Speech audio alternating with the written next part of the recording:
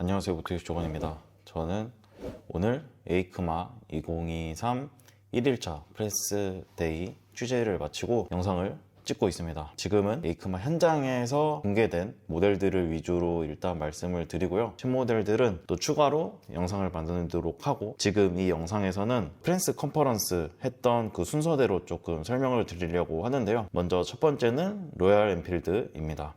로얄 엔필드는 뉴 히말라얀을 공개했습니다. 히말라얀 그 런칭이 이 에이크마 하기 전에 한 일주일 전에 진행이 되면서 이미 이 신형 히말라얀에 대한 정보들이 많이 흘러나왔기 때문에 아마 이 히말라얀에 대해서 이미 많은 분들이 보셨을 것 같은데요. 이제 유럽 시장에는 오늘 에이크마 현장에서 공식적으로 공개를 했습니다. 뉴 히말라얀은 이전 세대 히말라얀과 다르게 수랭 452cc 새로운 엔진을 채택하고 있고요. 최고 마력은 8000rpm에서 40마력, 그리고 최대 토크는 5500rpm에서 40Nm라고 합니다. 그리고 프론트에 도리식 포크를 채택하고 있고, 전자식 스로틀을 채택을 하면서 이제 라이딩 모드도 조절을 할 수 있게 되었습니다. 전반적인 디자인을 보면 기존의 이제 히말라얀 같은 경우에는 아주 레트로한 디자인을 갖고 있었는데, 이제는 어떤 곡선적인 미를 많이 강조한 디자인이었고요. 다음은 스즈키입니다. 스즈키는 예상대로 GSX-8R을 공개했습니다. GSX-8R은 이름에서 아마 느끼시겠지만 지난해 출시해서 아주 근래에 국내에 공개한 GSX-8S와 엔진과 프레임을 같이 사용하는 바이크이고요.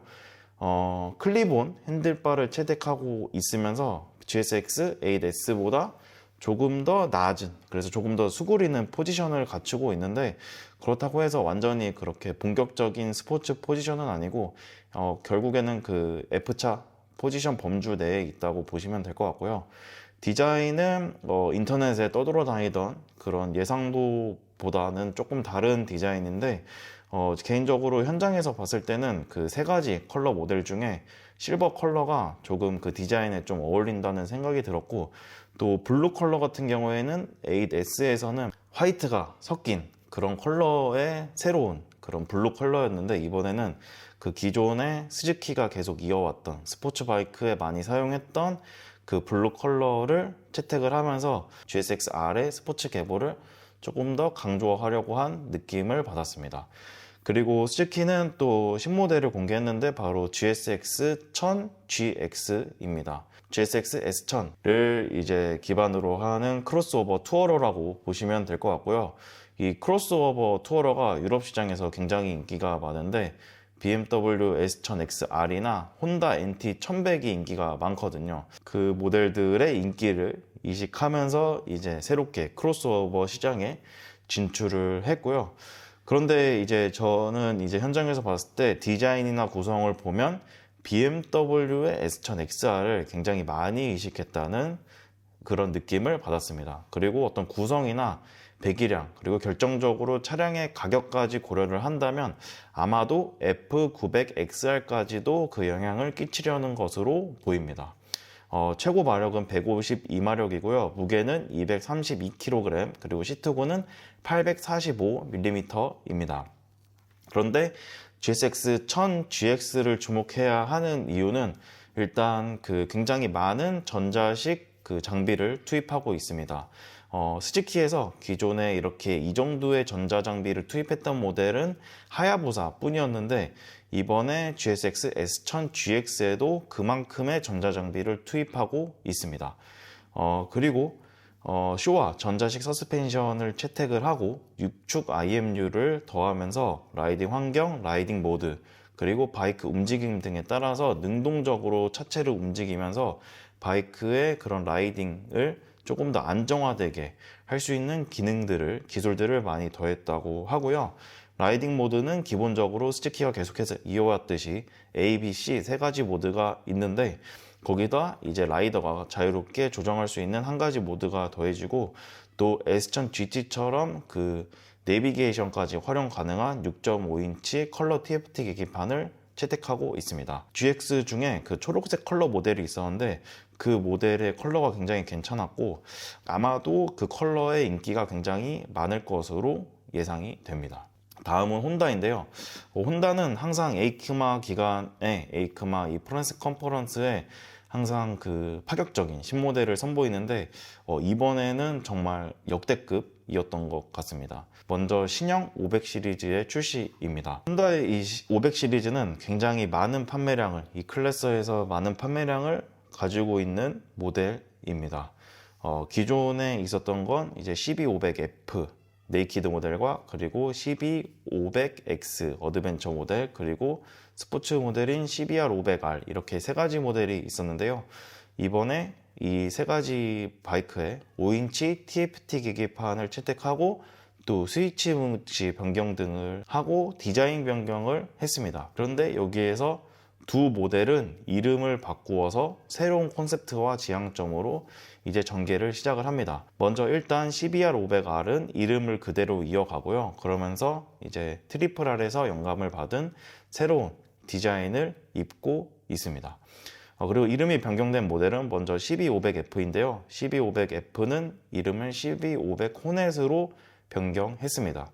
그래서 앞서 이제 국내 시장에도 출시했던 CB750 호넷과 어떤 비슷한, 측면에서 보면 비슷한 그런 공격적인 라인을 갖추게 되었고요.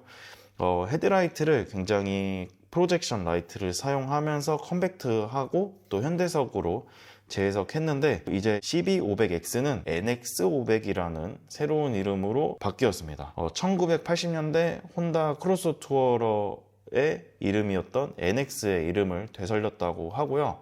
어드벤처 바이크 CB500을 업데이트하는 과정에서 그 지향점을 약간 재조정하면서 크로스오버로 다시 설정한다고 합니다. 그래서 아까 말씀드렸듯이 이 500 시리즈는 이제 세 가지 모델의 이름이 CB500 호넷, NX500, 그리고 CBR500R 이고요. 그리고 그 다음에 공개했던 건 CBR1000 트리플 R인데요. 일단 카울 디자인이 변경되었습니다. 이제 기존의 트리플 R은 이 페어링 안쪽에 윙렛을 숨기고 있는 디자인이었는데, 지금 신형은 마치 그 혼다의 모토GP 바이크 같은 윙렛을 갖추게 되었고요. 또 코너링 성능을 증가했다고 하는데, 기존보다 좀 더 컴팩트한 그런 이미지를 주기 때문에 또 새로운 인상을 길거리에서 줄 수 있을 것 같습니다. 그리고 저희가 모토 이슈 채널에 또 속보라고 커뮤니티에 올렸던 그 모델 CBR 600 RR이 유로5 플러스를 충족하면서 돌아왔습니다. CBR 600 RR의 최고 마력은 121마력이고 혼다 GP 머신에서 기인한 전자식 스로틀 시스템을 채택했다고 합니다. 그리고 6축 IMU를 기반으로 한 라이딩 모드 설정이 있고, 또 9단계 HSTC 혼다 셀렉터브 톤크 컨트롤, 그리고 윌리 컨트롤 등이 더해져서 많은 전자장비를 가지고 있고요.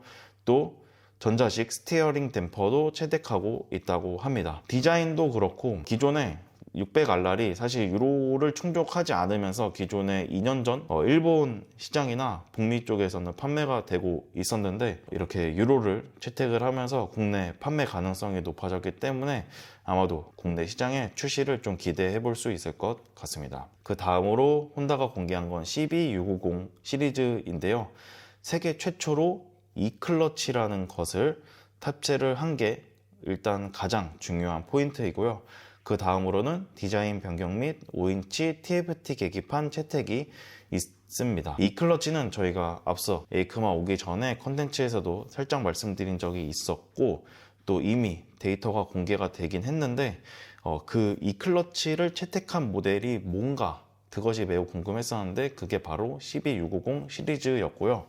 E클러치라는 거는 클러치 레버를 조작하지 않고 라이딩을 할 수 있게 하는 어떤 새로운 개념의 클러치 시스템인데, DCT와의 차이점은 이제 DCT는 자동으로 변속을 해주지만 이 클러치 모델은 풀 레버를 조정을 해서 기어를 변속해야 된다는 차이점이 첫 번째로 있고, 또 두 번째는 DCT와 달리 변속 타이밍을 라이더가 결정한다는 점입니다.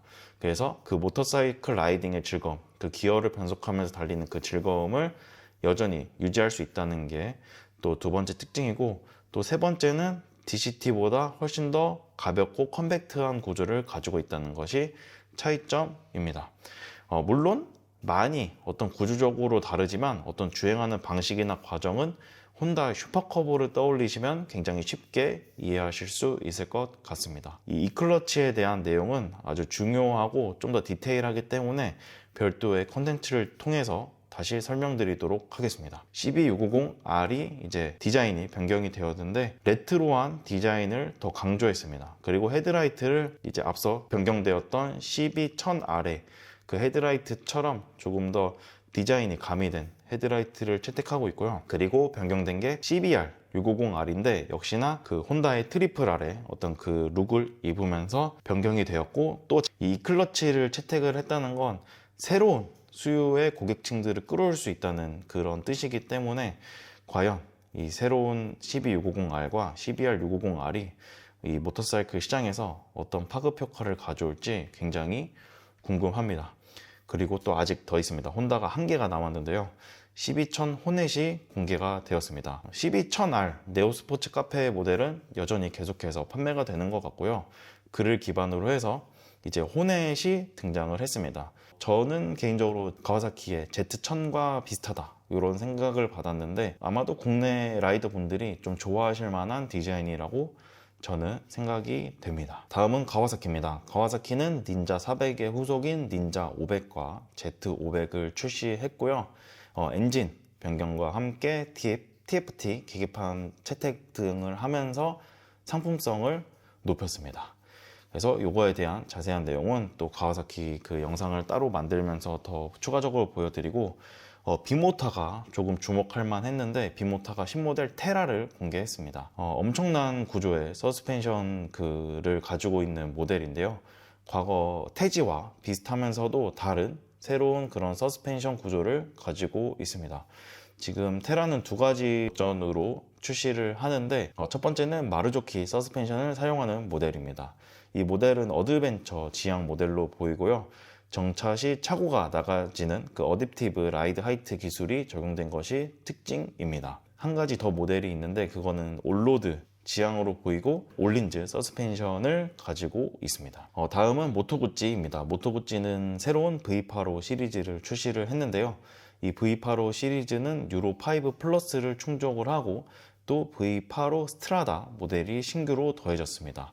또 V8 시리즈에 6축 IMU와 코너링 ABS가 더해졌는데, 그래서 기존의 V8보다 훨씬 더 현대적인 그런 바이크가 됐다고 볼 수 있을 것 같고요. 그리고 KTM이 그 예상했던 렌더링 모델은 990 듀크였고요. 현장에서 프레스 컨퍼런스를 안 했지만 신모델 공개를 에이크마 이 당일에 맞춰서 했습니다. 새로운 그런 파격적인 디자인을 할 수 있다는 것을 현장에서 확인했는데, 차체가 굉장히 600cc급으로 느껴지는 그런 컴팩트한 차체에 121마력의 105Nm의 최대 토크를 갖고 있는 그 강력한 엔진을 채택을 하면서 퍼포먼스를 기대해 볼 수 있는 모델인 것 같습니다. 그리고 이 밖에 현장에 있던 신모델은 이미 앞서 공개했던 모델들인데요. 먼저 모토구찌 스텔비오가 있었고요. 또 두카티 멀티스트라다 V4 RS, 그리고 하이퍼모타드 698, 그리고 트라이언프 400 시리즈, 또 야마 MT09, XXR 900GP가 있었습니다.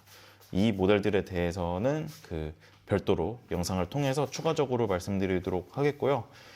제가 오늘 지금 말씀드린 모델 중에 가장 중요한 모델, 그리고 집중도가 있었던 모델들을 꼽아보자면 스즈키 GSX S1000GX, 그리고 혼다 CBR 600RR, 그리고 E클러치를 탑재한 CB650R, CBR650R, 그리고 가와사키 닌자 500 정도를 꼽을 수 있을 것 같습니다. 아까 말씀드린 대로 추가적인 신모델들은 또 추가적인 영상을 통해서 더 자세히 말씀드리도록 하겠습니다. 네, 갑자기 고양이가 들어와서 오늘도 영상 봐주셔서 감사하고 추가적인 에이크마 컨텐츠로 뵙겠습니다. 감사합니다.